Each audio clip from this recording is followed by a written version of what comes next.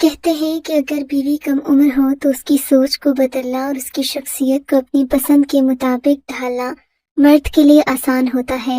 اسی لیے مرد کم عمر عورتوں کو پسند کرتے ہیں، ورنہ عورت کی خوبصورتی تو تا دیر تک قائم رہتی ہے۔ میری بیوی کی عمر بھی بمشکل 17 سال تھی۔ میں نے جب اسے پہلی بار دیکھا تو دیکھتے ہی دل دے بیٹھا۔ وہ کسی بچے سے بھی زیادہ معصوم تھی، جبکہ اس کی آنکھوں میں جھیل سی گہرائی تھی۔ میں نے اس کے گھر رشتہ بھیجا تو اس کے ماں باپ نے عجیب بات کر دی۔ عموماً ماں باپ اپنے بچوں کی برائی اس طرح بیان نہیں کرتے، لیکن صدیقی صاحب کی دیانتداری مجھے پسند آئی تھی۔ انہوں نے صاف کہہ دیا، بیٹا میں تمہیں حوریہ کا رشتہ دینے سے انکار تو نہیں کر رہا، لیکن میری بیٹی کو سجنے سنورنے کی عادت نہیں ہے۔ یہ اکثر ضد کرنے لگ جاتی ہے، پھر اس کے ضد کو پورا کرنا پڑتا ہے، ورنہ نہ یہ کھانا کھاتی ہے نہ کوئی بات کرتی ہے۔ تھوڑی نکچڑی ہے، ابھی گھر کے بات کرتی ہے، تھوڑی نکچڑی ہے، ابھی گھر کے کام بھی صحیح سے نہیں آتے۔ اگر اس عمر میں اس کی شادی کر دوں گا تو یہ اور بھی زیادہ ضدی ہو جائے گی۔ اس سے اچھا ہے تم چند سال انتظار کرو، کیونکہ تم اسے برداشت نہیں کر پاؤ گے۔ صدیقی صاحب جانتے تھے کہ میں ان کی بیٹی کو کس قدر پسند کرتا ہوں۔ میں نے انہیں یقین دلایا کہ مجھے اس بات کی کوئی پرواہ نہیں، میں اپنی بیوی کی پسند اپنے مطابق خود ہی بدل لوں گا۔ بہرحال کافی تردد کے بعد یہ رشتہ منظور کر لیا گیا۔ رخصتی اگلے سال طے پائی۔ میں نے بڑی مشکل سے دن گن گن کر اس دن کا انتظار کیا جب حوریہ میری دلہن بن کر میرے گھر کے آنگن میں اتری۔ میں اس کی خوبصورتی دیکھ کر مسحور ہو گیا۔ اب وہ اور بھی زیادہ حسین ہو گئی تھی، مگر اس کی آنکھوں میں عجیب سی ویرانی تھی۔ وہ بار بار اپنی شادی کے جوڑے کو ہاتھ لگا کر دیکھتی، جیسے اسے یقین نہ آ رہا ہو۔ منہ دکھائے میں بھی میں نے اسے سونے کے زیورات دیے، جنہیں پہن کر اس نے ایک بار سے نہیں ہوتی۔ حوریہ کا یہ رویہ دیکھ کر مجھے اس کے والد کی بات یاد آئی، لیکن ایسی کیا بات تھی کہ حوریہ میرا تحفہ تک قبول نہیں کر پا رہی تھی؟ وہ شادی کے جوڑے کو اس قدر حیرت سے تکتی کہ مجھے اس پر شک ہونے لگتا کہ کہیں یہ کوئی پاگل یا نفسیاتی مریضہ تو نہیں ہے۔ بڑی مشکل سے اس نے چند گھنٹے اس جوڑے میں گزارے اور پھر اٹھ کر سادہ کپڑے پہن لیے، اپنا میک اپ اتار لیا اور ہاتھ منہ دھو کر جائے نماز پر کھڑی ہو گئی۔ میں اسے حیرت سے دیکھنے لگا، یا تو یہ لڑکی بہت نیک ہے یا میرے سامنے نیک ہونے کا ڈرامہ رچا رہی ہے۔ میں نے دل میں سوچا اور کمرے سے نکل گیا۔ میرا موڈ آف ہو چکا تھا۔ شادی کی صبح میں نے حوریہ کو سادہ کپڑوں میں ملبوس دیکھا تو میری تیوری پر بل پڑ گئے۔ مجھے اب اس پر غصہ آ رہا تھا۔ حوریہ اتنی بھی سادگی اچھی نہیں، تم تو جانتی ہو مجھے فیشنیبل لڑکیاں پسند ہیں۔ آج شام کو ہماری دعوت ہے، تمہیں اس طرح نہیں کرنا چاہیے۔ خوبصورت لگنا ہر ایک کا حق ہے، اور پھر تم تو اچھی خاصی شکل و صورت کی مالک ہو، کیوں اپنا حلیہ بگاڑ رہی ہو؟ میری بات پر حوریہ مسکرا کر بولی، میں آپ کی ہر بات مانوں گی عاصم، لیکن اس کے لیے ایک شرط ہے۔ ہفتے میں آپ کو ایک بار میری بات ماننا ہوگی، باقی دن میں آپ کی بات مانوں گی۔ ٹھیک ہے، میں تمہاری بات مان لوں گا۔ فی الحال تم تیار ہو جاؤ، ہمیں بھی ناشتے کے لیے جانا ہے۔ میں نے حوریہ سے کہا تو وہ اپنے بال بنانے لگی، لیکن اس نے اپنے کپڑے نہیں بدلے، انہی سادہ کپڑوں میں نیچے مہمانوں کے سامنے ناشتہ کرنے آ گئی۔ مجھے حوریہ کا یہ رویہ بہت عجیب لگ رہا تھا۔ تھوڑی دیر کے بعد جب میں اپنے کمرے میں آیا تو حوریہ سے سختی سے پیش آیا، دیکھو حوریہ، مجھے اپنی مرضی پر چلنے والی عورت پسند ہے۔ اگر تم ایسا کر سکتی ہو تو کرو، ورنہ تمہیں میری ہی ماننا پڑے گی۔ اپنی زندگی عذاب بنانے کا کوئی فائدہ نہیں۔ خاندان والے کیا سوچیں گے کہ میری بیوی کو کپڑے پہننے کا ڈھنگ بھی نہیں؟ آپ کو خاندان والوں کی فکر ہے، میں ڈھنگ بھی نہیں۔ آپ کو خاندان والوں کی فکر ہے، میں نے آپ سے کہا تو تھا آپ میری ایک شرط مان لیں، میں آپ کی ہر بات مانوں گی۔ بولو بھائی، کیا شرط ہے تمہاری؟ میں نے تنگ آ کر کہا، شرط یہ ہے کہ ہر جمعے کی رات آپ مجھے میکے کے قریب واقع ایک مزار پر لے کر جائیں گے۔ اس مزار پر میں آتی جاتی رہتی تھی، وہاں جا کر مجھے سکون ملتا ہے۔ میں چاہوں گی کہ آپ بھلے مجھے میکے نہ لے کر جائیں، لیکن مجھے وہاں ضرور لے جائیں جہاں میں نے اپنی زندگی کے کئی دن روتے ہوئے دعائیں مانگتے گزارے ہیں۔ مجھے اس جگہ سے عقیدت سی ہے، انسیت ہے، میں وہاں جانا چاہتی ہوں۔ میری بیوی کی بات سن کر مجھے عجیب سا لگا۔ میں اسے کسی مزار پر لے کر نہیں جانا چاہتا تھا، لیکن 2-3 دنوں میں اس نے میری بات نہ مان کر ثابت کر دیا کہ وہ بغیر اپنی شرط منوائے میری کوئی بات نہیں مانے گی۔ بالآخر میں نے اس کی شرط قبول کر لی اور کہا، تم جمعرات تک جتنے دن باقی ہیں ان میں اپنے آپ کو سجا سنوار کر رکھو मेहमानों से इज्जत से पेश, तुम्हारे लिए जो हो सका करूंगा। तुम्हें मजार पर लेकर जाऊंगा, जहाँ कहोगी तुम्हारे साथ चलूंगा। हुरिया मेरी बात सुनकर खुश हो गई और फिर जुमा आते हुए देर नहीं लगी। उसने अपना वादा पूरा किया था, मेहमानों से अच्छे तरीके से मिली, अच्छे कपड़े भी मेरे लिए पहन लिए। अब मसला मजार पर जाने का था, क्योंकि ये जुमेरात की रात थी और मैं बहुत थका हुआ भी था। लेकिन हुरिया ने जिद लगा ली कि वो जुमे की रात मजार पर हाजिरी देना चाहती है। मैंने कहा ठीक है, तुम तैयार हो जाओ, मैं थोड़ी ही देर में फ्रेश होकर आता हूँ। मुझे ये देखकर सख्त हैरत हुई। जब मैं गुस्ल खाने से निकला तो हुरिया दुल्हन बने शीशे के सामने खड़ी थी। दुल्हन बने वो बहुत खूबसूरत लग रही थी। उसने चेहरे पर किसी किस्म का मेकअप नहीं लगाया था। ऐसा लग रहा था जैसे आज ही हुरिया की शादी हुई है। हुरिया, तुमने ये शादी का जोड़ा क्यों पहन रखा है? मैंने हैरत से उसे देखकर पूछा। आपने तो कहा था आप मेरी हर शर्त मानेंगे, वो भी बिना कोई सवाल जवाब किए। उसने मुझे मेरा वादा याद दिलाया, लेकिन मैंने तुम्हें ये तो नहीं कहा था कि तुम मेरी शादी का जोड़ा पहनकर कहीं जाओ और मैं तुमसे सवाल भी नहीं करूंगा। मैं और कहीं नहीं जा रही आसिम, सिर्फ और सिर्फ अपने घर के करीब वाक़े उस मज़ार पर जा रही हूँ। मुझे वहाँ कुछ ज़रूरी काम है, ऐसी और कोई बात नहीं जिस पर आपको परेशानी हो। शादी का जोड़ा मेरे दिल के बहुत करीब है, बस इसीलिए इसे पहना है। मैंने और कोई सवाल नहीं किया और थोड़ी ही देर में हम गाड़ी में बैठे। मेरी बीवी बहुत खूबसूरत लग रही थी, लेकिन मुझे समझ नहीं आ रहा था कि वो घर में मेरे लिए सजती संवरती नहीं, आज मज़ार पर इस कदर तैयार होकर दुल्हन बनकर वो क्यों जा रही है। रास्ते में हमने कोई बात नहीं की। जब मज़ार पर पहुंचे तो बेगम कहने लगी, आप यहीं पर रुकें, गाड़ी में मेरा इंतजार करें, मैं बस थोड़ी ही देर में आती हूँ। ये कहकर वो मज़ार के एक दरवाजे से अंदर भाग गई। मैं खड़ा एक लड़का जैसे मेरी हुरिया के आने के इंतजार में था। हुरिया के आते ही वो उसकी तरफ लपका और दोनों अंदर वाले कमरे में चले गए। मैं हैरान परेशान ये मंजर देखता रहा। मैं इससे पहले कि हुरिया पर शक करता, अपनी अम्मा की बात याद आ गई। देखो बेटे, मैं हुरिया को जाती तौर पर इतना पसंद तो नहीं करती, हाँ लेकिन मैं इतना जानती हूँ कि वो बदकिरदार लड़की नहीं है। उसकी तुम में अदम दिलचस्पी सिर्फ और सिर्फ उसका बचपना है, वरना वो एक बाहया लड़की है। अम्मा की बात से मैं मुतमईन हो गया था। मेरी बीवी तकरीबन 1-2 घंटे मज़ार के अंदर ही मौजूद रही। आज मज़ार में मामूल से ज्यादा रश था, इसलिए मैं अंदर नहीं जा सका। तकरीबन 2-3 घंटे गुजरने के बाद मज़ार के उसी दरवाजे से वो मुझे बाहर आती दिखाई दी। मैंने हैरत से उसकी तरफ देखा, जबकि चेहरा खुशी से भरपूर था। अलबत्ता उसके वजूद को देखकर मुझे हैरत हुई, जहां अब वो उरूसी जोड़ा नहीं बल्कि एक आम सा रिया। तुम हमारी शादी का जोड़ा कहाँ छोड़ाई? वो गाड़ी के करीब आई तो मैंने उसकी गाड़ी में बैठते ही उससे फौरन सवाल किया, शादी का जोड़ा मैंने किसी को दे दिया है, अल्लाह हमें और देगा। हुरिया, तुम यकीनन मजाक कर रही हो, तुम अपनी शादी का जोड़ा किसी को नहीं दे सकती, वो जोड़ा बहुत खास है, मैंने इतनी मोहब्बत से बनवाया था, क्या तुम सब भूल गई? मैंने हुरिया को याद दिलाने की कोशिश की, मगर उसने मेरी किसी बात पर कान नहीं धरे। कहने लगी कि मैंने कोई गलत बात नहीं की, मैंने अपना ये जोड़ा एक सहेली को दिया है, वो अपनी शादी निपटा कर वापस दे देगी। हुरिया की बात पर मुझे शक सा हुआ था। मैं उस मुजावर और हुरिया के एक साथ कमरे में जाने पर बहुत ज्यादा शक व शुबहात का शिकार हो गया था।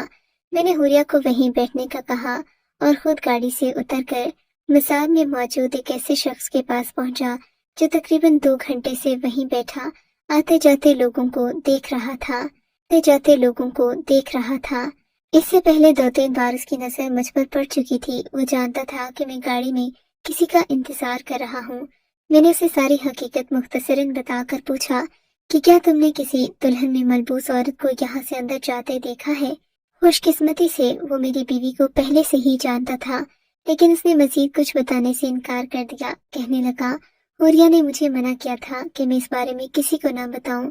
अब तुम मुझे जबरदस्ती ये नहीं कह सकते कि मैं तुम्हें उसके बारे में खामखा ही कोई बात बताऊं। वो अगर तुम्हारी बीवी है तो उसे संभालो, मैं तुम्हारी मदद नहीं कर सकता। बूढ़े का टका सा जवाब सुनकर मैं वापस गाड़ी में आकर बैठ गया। यहाँ तो सब लोग हुरिया को जानते थे, लेकिन किस हवाले से ये मैं नहीं जानता था। बहरहाल मज़ार से आने के बाद हुरिया बहुत खुश थी। वो घर आई तो कहने लगी, आज आपने मेरी खुशी पूरी कर दी। مجھے اتنے برسوں کے بعد وہ سکون ملا جو میں سوچ بھی نہیں سے ایک دو فرمائشیں اور کروں گی، اس کے بعد بھلے آپ مجھے اپنی غلام بنا کر رکھیں، میں آپ سے کچھ نہ مانگوں گی، نہ ہی کسی بات پر کوئی اعتراض کروں گی۔ یکدم اس کا رویہ بدل گیا تھا جو مجھے پہلے جیسے کسی شک میں ڈال رہا تھا۔ اچھا بولو کیا بات ہے؟ میں نے نرمی سے پوچھا تو حوریہ کی فرمائش سن کر میرے تو کانوں سے دھواں نکلنے لگا۔ اس نے شادی کا جوڑا لینے کی فرمائش کی تھی۔ مجھے تو اب یہ پوری دال ہی کالی لگ رہی تھی۔ دال میں کالا تو بہت چھوٹی بات ہے، بہرحال اپنی کم عمر بیوی کو سنبھالنا کوئی بڑی بات نہیں تھی۔ میں نے سوچ لیا کہ میں اپنی بیوی کا پیچھا کروں گا، مکمل تحقیق کے بعد ہی اس پر کچھ شک یا بہتان کی بات ہوگی، ورنہ اس طرح مجھے بنا تحقیق کوئی بات نہیں کرنی چاہیے۔ اگلے دن میں نے بیوی کو وہ جوڑا دلوا دیا جس کی اس نے ضد کی تھی۔ دلہن بن کر وہ بہت خوبصورت لگ رہی تھی، لیکن اب کی بار اس نے وہ جوڑا پہنا نہیں بلکہ اسے اتار کر ایک اچھے سے رکھ دیا اور مجھ سے کہنے لگی، ہم چلیں، کافی دیر ہو گئی ہے۔ میں حوریہ کو لے کر مزار پر تو چلا گیا، لیکن اس بار میں نے ٹھان لی تھی کہ اس شخص کو ڈھونڈ کر نکالوں گا جس سے حوریہ ملنے، باتیں کرنے یا پھر یہ جوڑا دکھانے آتی ہے، کیونکہ کوئی تو تھا جو اس کی زندگی میں تھا، ورنہ حوریہ اپنے شوہر کو نظر انداز کر کے شادی کا جوڑا پہن کر مزار پر کیوں آتی؟ آج بھی حوریہ نے ایک بیگ میں شادی کا جوڑا ڈال کر رکھا ہوا تھا جو وہ اپنے ساتھ لے کر آئی تھی۔ اس کا مطلب اندر جا کر اس نے یہ جوڑا پہننا ہے۔ میں نے دل میں سوچا۔ جب حوریہ گاڑی سے اتر کر مزار کی طرف بڑھی تو میں بھی اس کے پیچھے پیچھے ہو لیا۔ آج میں اس کا راز جان کر رہوں گا، میں نے سوچا، اور حوریہ کے اندر جاتے ہی اس دروازے کے قریب جا کر کھڑا ہو گیا جہاں سے حوریہ اندر گئی تھی۔ وہاں پر دو عجیب و غریب قسم کے آدمی کھڑے تھے۔ مزار کا یہ حصہ قدرے ویران تھا، یہاں پر لوگ آدمی کھڑے تھے۔ مزار کا یہ حصہ قدرے ویران تھا، یہاں پر لوگ بھی نہیں تھے اور جگہ بھی پرسکون تھی۔ میں اس دروازے سے اندر جانے لگا کہ ایک آدمی نے آگے بڑھ کر مجھے روک لیا۔ آپ اندر نہیں جا سکتے، یہاں صرف اجازت لے کر ہی اندر جایا جا سکتا ہے، اس آدمی نے کہا۔ تو میں اس پر چلا اٹھا، تم کون ہوتے ہو مجھے روکنے والے؟ میری بیوی اندر گئی ہے، میں اسے لینے کے لیے یہاں آیا ہوں، تم مجھے روک نہیں سکتے۔ یہاں پر کوئی شادی شدہ عورت نہیں آتی، جو آتی ہیں وہ کنواری ہوتی ہیں۔ آپ کو اگر اپنی بیوی سے ملنا ہے تو پہلے نکاح کرنا ہوگا۔ یہ کیا بکواس کر رہے ہو؟ میں نے اس آدمی کا گریبان پکڑ لیا۔ تم جانتے بھی ہو تم کس سے مخاطب ہو؟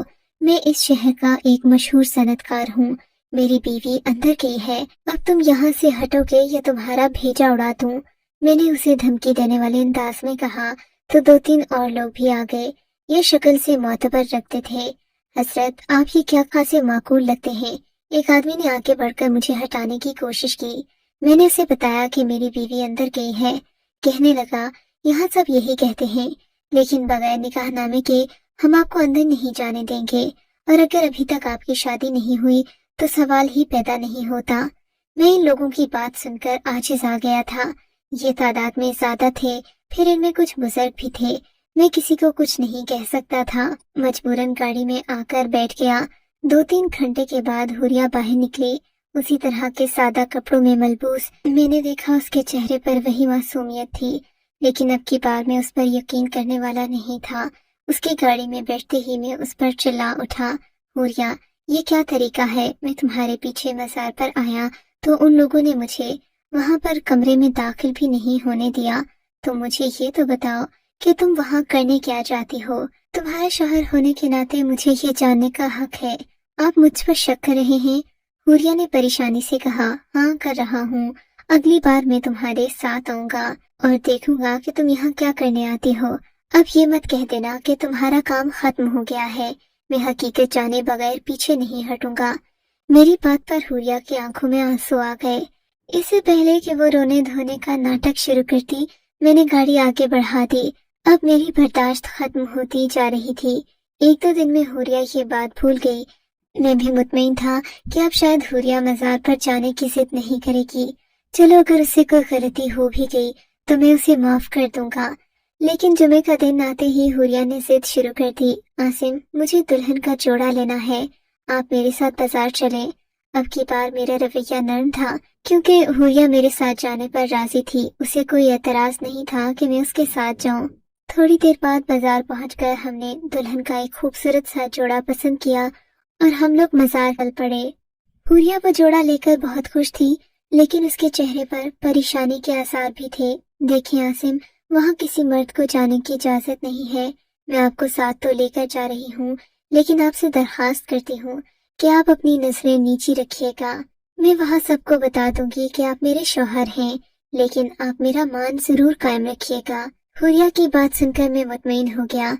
लगता है मेरा शक गलत साबित हो जाएगा। मजार पहुंचकर हुरिया ने मुझे अपने साथ लिया और उसी दरवाजे से दाखिल होने लगी। उसने इन लोगों को बताया कि मैं उसका शौहर हूँ। उस गार्ड ने जो पहली बार मुझसे बदतमीजी कर रहा था, मुझसे माफी मांगी और कहने लगा, मैं जानता नहीं था कि आप हुरिया बीबी के शौहर हैं, मुझे माफ कर दीजिए। हुरिया की इन लोगों में बहुत इज्जत थी। मजार पर तकरीबन हर कोई ही उसे जानता था। हम एक कमरे में पहुंचे जहाँ पर कोई नहीं था। हुरिया ने जायनमाज बिछाई और नमाज पढ़ने लगी। आप थोड़ा इंतजार करें, थोड़ा इंतजार करें, मैं शुक्राने के नफल अदा कर लूं। मैंने तहज्जुद में पढ़ना थे, लेकिन आंख नहीं खुली।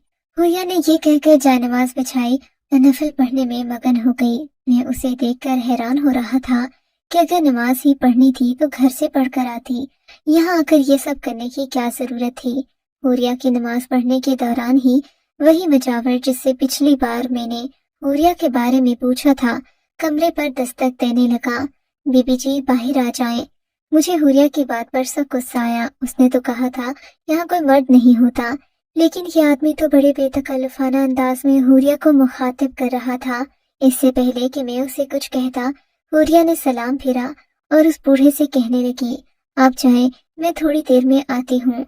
हुरिया ने अपने साथ लाया शादी का जोड़ा खोला, उस पर लगे धागे अलग किए और फिर मुझे साथ लेकर दूसरे कमरे में आ गई। मैंने देखा यहाँ काफी सारी खूबसूरत और कम उम्र लड़कियां थीं, जबकि इनमें एक दो लड़कियां और भी मौजूद थीं जिन्होंने उरूसी जोड़े से तन कर रखे थे। मुझे देखते ही सबने अपने सरों पर दुपट्टे रख लिए। हुरिया ने इन्हें बताया कि मैं उसका शौहर हूँ। लड़कियों ने मुझे अदब से सलाम किया और कहने लगी, आपकी वजह से हम सबके घरों में खुशियाँ हैं, अल्लाह आपकी खुशियों को सलामत रखे। मैं ये सब देखकर हैरान हो रहा था।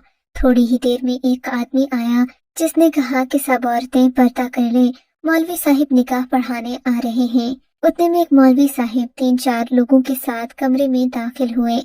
हुरिया बाकी लड़कियों समेत सिमट कर बैठ गई। मौलवी साहब ने निकाह पढ़ाना शुरू किया। बारी सब लड़कियों ने कबूलो इजाब किया। फिर हुरिया ने सब लड़कियों का मुंह मीठा कराया और यूं ये तकरीब इख्तिताम को पहुंची। वो 3 लड़के जिनकी शादी हुई थी बार बार हुरिया का शुक्रिया अदा कर रहे थे। हुरिया ने फखरिया निगाहों से मुझे देखा और बोली, शुरू से ही मजहबी रुझान रखती हूँ। मुझे नमाज रोजे के अलावा लोगों के टूटे हुए दिलों को जोड़ने का बहुत शौक था। मैं जब से मज़ारों पर आने जाने लगी, मुझे ऐसा लगा कि हर शख्स यहाँ सुकून ढूंढने आता है। मैं यहाँ मौजूद लोगों को सुकून देना चाहती थी। मुझे यहाँ जो लड़की या लड़का रोता हुआ मिलता, मैं उसे तसल्ली देती और कहती कि तुम्हारी जिंदगी में खुशियाँ आएंगी। वो मेरी बात पर यकीन कर लेते। मैं किसी दूसरे टूटे हुए दिल के लड़के या लड़की से उसके निकाह का इंतजाम कर देती। यहाँ पर ज्यादातर लोग लावारिस घरानों से आते हैं, कोई उन्हें पूछने वाला नहीं होता। इसमें क्या बुराई है कि 2 लोग आपस में रिश्ता अज़दवाज में मुंसलिक हो जाएं, तो वो कई गुनाहों से बच जाएंगे। बस मैंने अपनी शादी का जोड़ा कुर्बान करने के बाद से इस रस्म का आगाज किया था। शादी का जोड़ा पहनकर इसीलिए आई थी कि मैं उसे ज्यादा देर तक अपने साथ रखना चाहती थी। मैं उसे आखिरी बार पहनना चाहती थी। उसके बाद भी जो जोड़े मैंने लिए, उन्हें मैंने पहनकर नहीं देखा, सिर्फ अपने साथ लेकर आती थी। इन लड़कियों को जहेज नहीं दिया जाता, न ही इनकी शादी में कोई और खूबसूरती और सजावट की जाती है। एक शादी का जोड़ा ही इन्हें खास बनाता है। बस इसीलिए मैं हर हफ्ते आपसे शादी का जोड़ा मांगती थी, क्योंकि हर हफ्ते किसी न किसी का निकाह होता था। हुरिया ने ये कहकर अपनी बात मुकम्मल की तो मैंने शर्मिंदगी से नजरें झुका ली कि मैंने अपनी बीवी पर शक किया और खामखा ही उसे बदकिरदार समझा। हालांकि वो तो लोगों को गुनाहों से